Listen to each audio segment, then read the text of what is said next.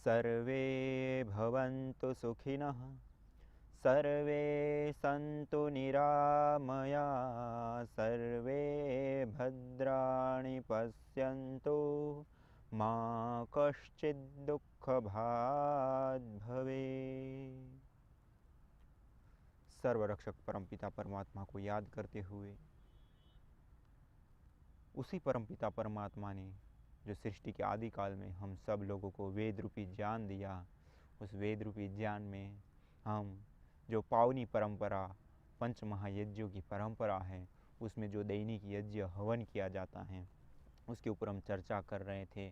और जो वेदों में यज्ञ के बारे में जो विस्तार से वर्णन आता है उसके मंत्रों के बारे में हमने कुछ जाना। और वो जो यज्ञ हवन करते हैं तो उसके माध्यम से क्या क्या लाभ होता है उसके बारे में कुछ हमने जाना। तो इस प्रकार से हम यज्ञ के ऊपर चर्चा कर रहे थे। तो ये जो यज्ञ हैं वो सबको सुख देने वाला, सबका कल्याण करने वाला और सबके जीवन का विकास करने वाला है। इसलिए ये जो यज्ञ हैं इसको श्रेष्ठतम कर्म कहा गया। यज्ञो वै श्रेष्ठतमम कर्म। यज्ञ जो कर्म हैं, यज्ञ करना जो है वो श्रेष्ठतम कर्म है। और इस यज्ञ को करने से सबका स्वास्थ्य ठीक रहता है, वायुमंडल ठीक रहता है। और यहाँ तक कह दिया यज्ञो वै भुवनश्च नाभि। सारा जो भूमंडल है, जो ब्रह्मांड है, उनकी नाभि के रूप में इस यज्ञ को वेदों में कहा गया है। यदि हम यज्ञ करेंगे, हवन करेंगे, अग्निहोत्र करेंगे तो उससे इस सारा जो वायुमंडल है, उसके साथ साथ जो ऋतु चक्र हैं, उसके साथ साथ जो सारे भूमंडल में जो प्रक्रियाएं चल रही हैं वो एक बैलेंस में रहेगी। और जिसके कारण से सारे जो मनुष्यगण या अन्य भी जो जीवगण हैं वो सब सुखी होंगे, अपने जीवन का जो निर्वाह है वो सुख शांतिपूर्वक कर पाएंगे। तो इसलिए ये जो यज्ञ है, हवन है, वो करना हमारे लिए बहुत ही आवश्यक है। इसी के कारण हमारे ऋषि मुनियों ने उस यज्ञ को, उस हवन को हमारी जो दैनिक दिनचर्या है, इस दिनचर्या का ही एक हिस्सा हमको बना दिया। और हमारे जीवन में आने वाले जो विभिन्न प्रकार के जो उत्सव उमंग होते हैं, जो त्यौहार होते हैं, पर्व होते हैं, उसके साथ जोड़ दिया। और इस यज्ञ को हम सब लोग कोई ना कोई विभिन्न प्रकार की रीति से करते आ रहे हैं। और पहले तो बहुत ही ज़्यादा प्रचलन था, लेकिन वर्तमान की स्थिति में उसमें कुछ हिंसात्मक कर्म इत्यादि होने लगे और उसके कारण से थोड़ा न्यून होने लगा। लेकिन अब फिर वो समय आ गया है इस यज्ञ को करने का, क्योंकि आज यदि हम यज्ञ नहीं करेंगे तो हम जिन चीज़ों का प्रयोग ले रहे हैं, जिन चीज़ों का प्रयोग कर रहे हैं, उन वस्तुओं का प्रयोग करने से, जैसे हमारे कपड़े से लेकर के हम जो भी छोटी मोटी वस्तुओं का प्रयोग करते हैं या फिर जहाज इत्यादि जो वाहनों का इत्यादि तमाम चीज़ जो भी हम प्रयोग करते हैं, उन सब चीज़ों से जो प्रदूषण होता है, उस प्रदूषण के कारण आज पूरी दुनिया में करोड़ों करोड़ों लोग मृत्यु के मुंह में चले जाते हैं। और अभी के ही 2015 में जो पूरा सर्वे हुआ तो उसके जो आंकड़े हैं उसके अनुसार ये पूरे भारत में ही कई सारे लोग, मानी 5 लाख से भी ज़्यादा लोग हर सालाना मतलब मृत्यु के मुंह में चले जाते हैं। और उसमें भी जो अलग अलग विभाग उन्होंने करके देखे, तो जैसे हम सामान्य रूप से एक तो उद्योग का कारण जो प्रदूषण होता है उसके कारण जो मृत्यु का दर है, इसी प्रकार से जो वाहन व्यवहार हम कर रहे हैं तो उन वाहनों के धुएं के माध्यम से होने वाला जो प्रदूषण है उसके माध्यम से मरने वाले लोगों की संख्या। और इसी प्रकार से जो अन्य चीज़ें हैं, अन्य जैसे हम नित्य प्रति बिजली का प्रयोग करते हैं, तो बिजली का जो उत्पादन किया जाता है उस उत्पादन में जो कोयला लगता है उसके कारण होने वाला, अर्थात सबसे ज़्यादा हमारे भारत ही नहीं पूरे विश्व में देखे तो सबसे ज़्यादा बड़ा प्रदूषण यदि कोई है तो प्रदूषण करने वाला साधन है हम जिस बिजली का प्रयोग कर रहे हैं, इलेक्ट्रिक का जो प्रयोग कर रहे हैं, उसके कारण से बहुत ही बड़ी मात्रा में प्रदूषण फैल रहा है। तो हमको इससे भी सचेत होना चाहिए कि हम जो भी बिजली का प्रयोग कर रहे हैं तो उस बिजली को कम से कम प्रयोग करें। जो फालतू की बिजली कहीं जल रही है, बल्ब जल रहा है, ट्यूब चल रही है, तो उसको हम बंद कर दें, एक्स्ट्रा ना जलाएं और जितना आवश्यक है उसके अनुसार उसका प्रयोग करें। और उसका जितना बचाव करेंगे उतना बिजली का भी बचाव होगा और उसके कारण से जो कोयला फूका जाता है बिजली के उत्पादन के लिए तो उसकी बचत होगी और उसके कारण से वायु प्रदूषण भी नहीं होगा। और जो खनन इत्यादि कोयले की खाने हैं अनावश्यक रूप से अधिक मात्रा में प्रयोग होता है उसका भी बचाव होगा, हमारी जो धन संपदा कही जाती है वो भी बचेगी। तो इसलिए हमको इन सब चीज़ों को ध्यान में रखते हुए जो हम बिजली का प्रयोग करते हैं उसको बहुत ही सतर्कता एवं सावधानी पूर्वक कम से कम करना चाहिए, जिसके कारण ये प्रदूषण भी कम हो। और आज ये जो प्रदूषण हो रहा है उसके कारण पूरे विश्व, पूरे भारत में देखें तो 5,24,680 लोग प्रति साल मृत्यु के मुंह में चले जाते हैं, असमय मृत्यु के मुंह में चले जाते हैं। तो इसलिए इससे बचने का और क्या साधन है, और कोई नहीं है। ये जो हम प्रदूषण कर रहे हैं उस प्रदूषण को हम कम से कम करें, उस प्रदूषण के जो कारण हैं उन कारणों को हटाएं। और उसके साथ साथ दूसरा क्या कर सकते हैं, तो उसके लिए अभी के जो वैज्ञानिक लोग हैं वो सब अलग अलग विभिन्न प्रकार की जो खोज कर रहे हैं, अनुसंधान कर रहे हैं। अरबों खरबों रुपये पूरी दुनिया में देखें तो कई खरबों खरबों रुपये जो हैं इस अनुसंधान में लग जाते हैं कि इस प्रदूषण को हम कैसे हटाएं। और अभी भी जिन यंत्रों का प्रयोग किया जाता है, जिन शोधों को किया जाता है कि कैसे भी करके प्रदूषण को रोका जाए, तो उसके लिए भी जो विश्व स्वास्थ्य संगठन है उसके माध्यम से भी जो आंकड़े मिले ये बहुत बड़ी मात्रा में हैं। और इन सब को ध्यान में रखते हुए पूरे विश्व में एक संगठन बना है। उस संगठन में 142 ऐसे कुछ देशों ने उसमें हिस्सा लिया है। और वो जो कमेटी है, वो जो गठन है, उसके माध्यम से उन्होंने वो निश्चित किया है कि इन सब लोगों को मिल करके जो कम से कम वायु प्रदूषण है उसको हम करें। और जो वायु प्रदूषण हो चुका है उसके नियंत्रण के लिए हम जो विकासशील या विकसित देश हैं वो कम से कम एक एक देश 100 अरब डॉलर रुपये इसके लिए लगाए। तो ये कितनी बड़ी राशि हो गई एक एक देश के लिए, और ऐसे कितने सारे देश हैं। और इसके साथ साथ छोटे मोटे प्रयासों को सबको मिलाए तो अरबों खरबों रुपए जो है इसमें व्यर्थ ही खर्च हो जाते हैं हम जो प्रदूषण करते हैं उसके पीछे। तो भी इसके पीछे जो लोगों की मृत्यु हो रही है उसकी दर तो दिन प्रतिदिन बढ़ती ही बढ़ती चली जा रही है। और यहाँ तक कि अभी तो इतनी बड़ी चुनौतियाँ हमारे सामने उपस्थित हो गई हैं, जैसे ग्लोबल वार्मिंग की समस्या, वैश्विक तापमान का बढ़ना। वो एक इतनी बड़ी हमारे सामने समस्या है पूरे विश्व के सामने कि उससे हम कैसे कंट्रोल करें, उससे हम कैसे रोकें जो ये बढ़ता हुआ तापमान है। क्योंकि ये जो ग्लोबल वार्मिंग की जो समस्या है वो जो अनावश्यक गैसें हैं जिसको हम सामान्य रूप से ग्रीन हाउस गैसें बोलते हैं, ग्रीन हाउस गैस उसको कहते हैं कि जैसे ये सामान्य रूप से जो ये हवा है उसमें 78% तक नाइट्रोजन होता है और 21% जो है ऑक्सीजन होता है, और बाकी बचा 1%। और उसमें अन्य सारी करीब 61 प्रकार की गैसें होती है। ये जो 61 प्रकार की ओजोन इत्यादि से लेकर के वायु के परमाणु तक की जो ये 61 प्रकार की जो गैसें होती हैं ये उसको कहते हैं ग्रीन हाउस गैस।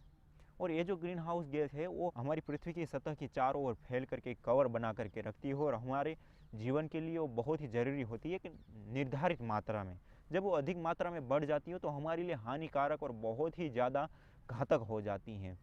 तो ये जो गैसों की मात्रा है वो जब सूर्य का जो तापमान होता है, सूर्य की जो किरणें होती हैं, और जब सूर्य की किरणें पृथ्वी के ऊपर आती हैं उसी से पहले 40% जो किरणें हैं उसको वहीं से रिफ्लेक्ट करके वापस भेज देता है ये जो वातावरण है। जो ये 61 प्रकार की गैसें हैं वो 40%, और 15% जो किरणें हैं उसको वो अवशोषित कर लेता है।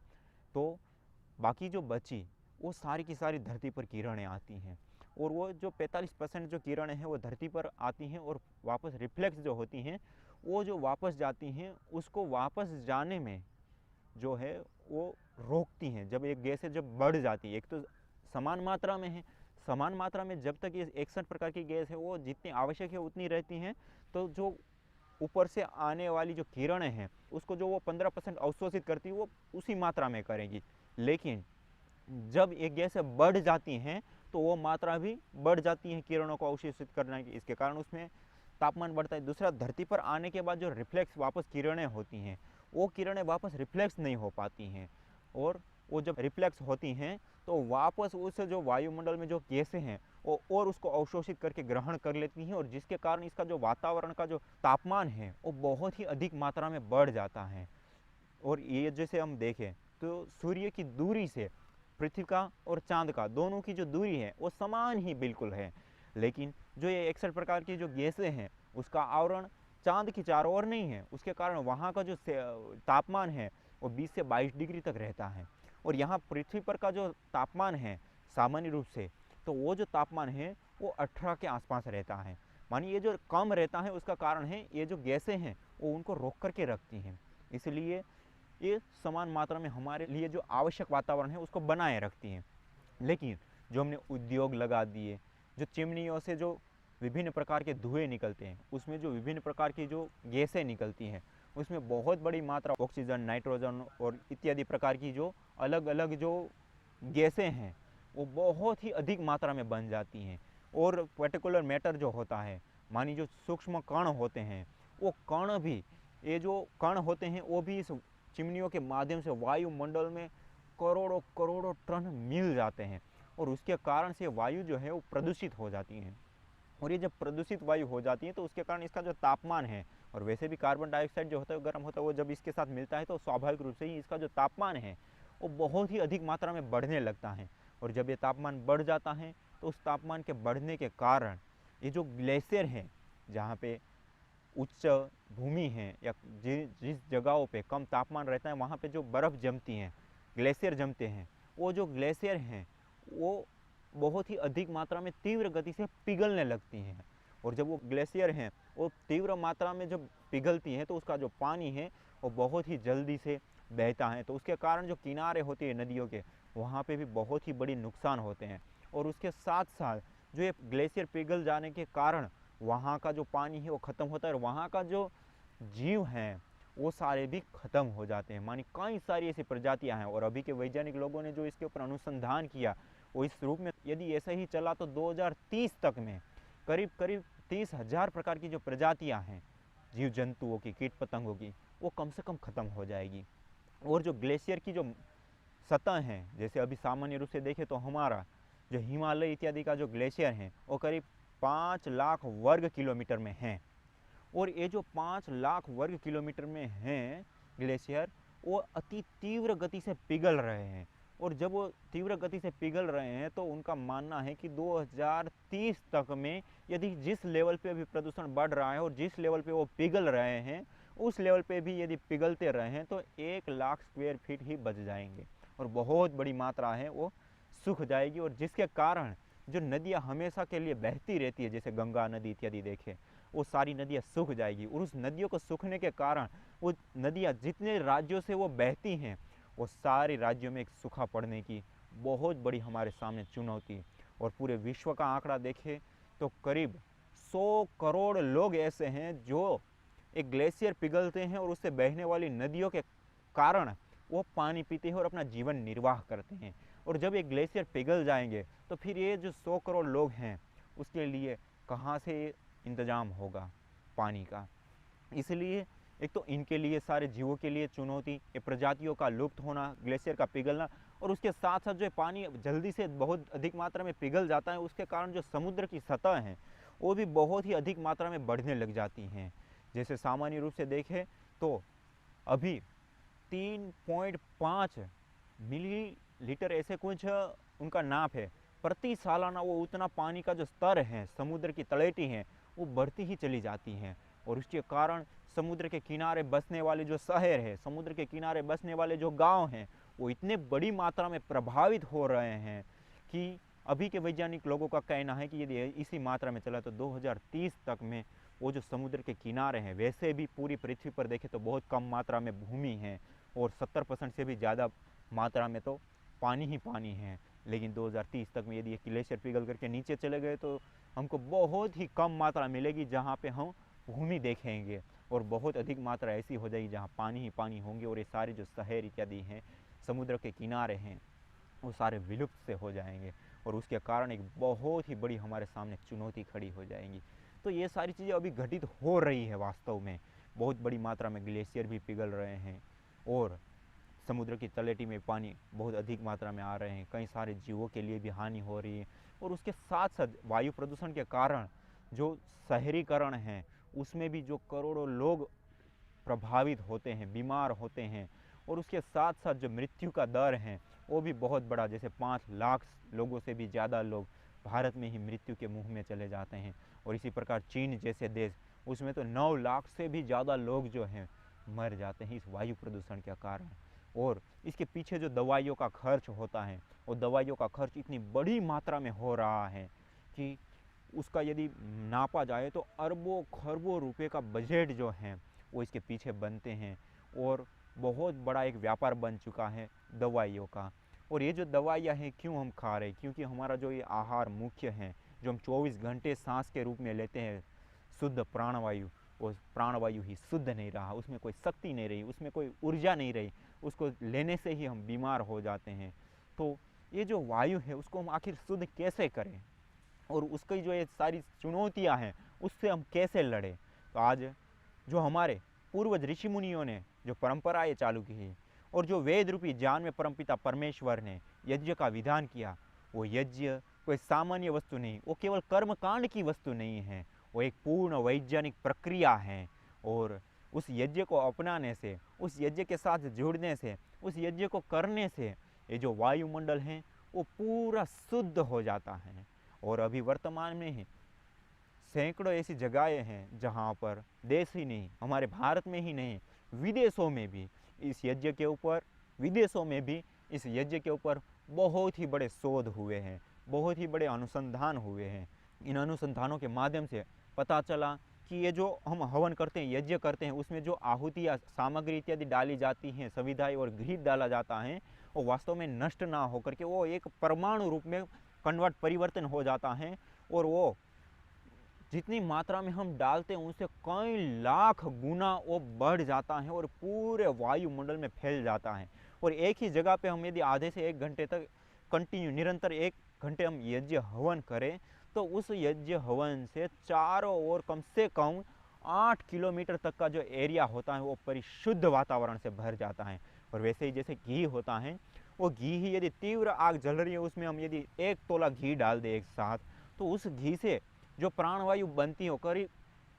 1 टन शुद्ध ऑक्सीजन वायु बनती है, केवल 1 तोला मात्र घी जलाने से। और इसी प्रकार से वो जो औषधियों के साथ जलता है, और औषधियों के साथ जब उसका बाष्पीकरण होता है, तो उससे करीब 24 टन वायु शुद्ध हो जाती है 1 तोला घी जलाने मात्र से। तो कितना बड़ा लाभ है।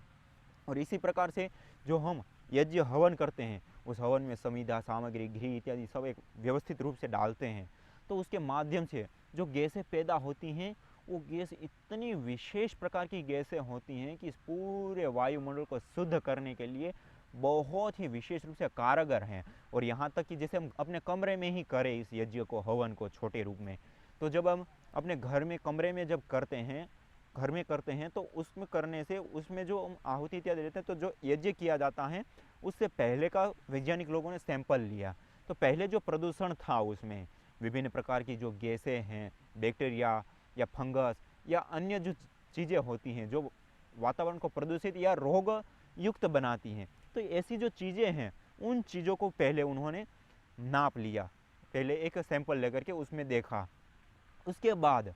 यज्ञ किया। यज्ञ करने के बाद फिर उस सैंपल को लिया गया उस कमरे का, फिर 24 घंटे बाद, फिर 1 दिन बाद, 2 दिन बाद, मानी 4 दिन तक एक एक सैंपल लिया गया। और फिर उस कमरे के वातावरण में जो परिवर्तन आया, वो इतना अद्भुत परिवर्तन आया कि हम सब लोगों के लिए, भारतवासियों के लिए ही नहीं, पूरे विश्व के लिए इतना शुभ कर परिणाम आया है कि जहाँ पर जो प्रदूषण था सारे प्रकार का, कार्बन डाइऑक्साइड से लेकर के तमाम प्रकार का जो प्रदूषण है, बैक्टीरिया इत्यादि सब, और जो रोग इत्यादि होते हैं वो सब, वो सारी जो चीज़ें हैं, वो इनका जो नाप है वो जो जिस मात्रा में था वो यज्ञ करते ही 45 से 55% तक कम हो गया। और जब दूसरे दिन का वातावरण ले गया तो 60 से 65 तक चला गया, तीसरे दिन में और बढ़ गया, चौथे दिन में और 5वें दिन तक में तो वो 100% जैसे क्योर वातावरण के ना, पूरा क्लीन,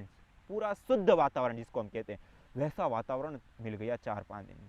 और जहाँ पे रोज यज्ञ होता है, दैनिक यज्ञ नित्य प्रति होता है, वहाँ पे तो देवालय शास्त्रों में कहा है। और अभी भी वैज्ञानिक लोगों ने जो उसको सर्च किया, तो वो उस जो एक अलग प्रकार का जो वहाँ का दिव्य वातावरण क्रिएट हो जाता है उसको समझ ही नहीं पाते। वो कहते कोई ऐसा एक इलेक्ट्रोमैग्नेटिक, ऐसा एक दिव्य वातावरण वहाँ बन जाता है कि उस वातावरण में कोई किसी भी प्रकार का प्रदूषण तो नहीं होता है, लेकिन हम जब उस वातावरण में रहते हैं तो हमारा पूरा शरीर का शोधन और मन शांत, और पूरा हमारा जो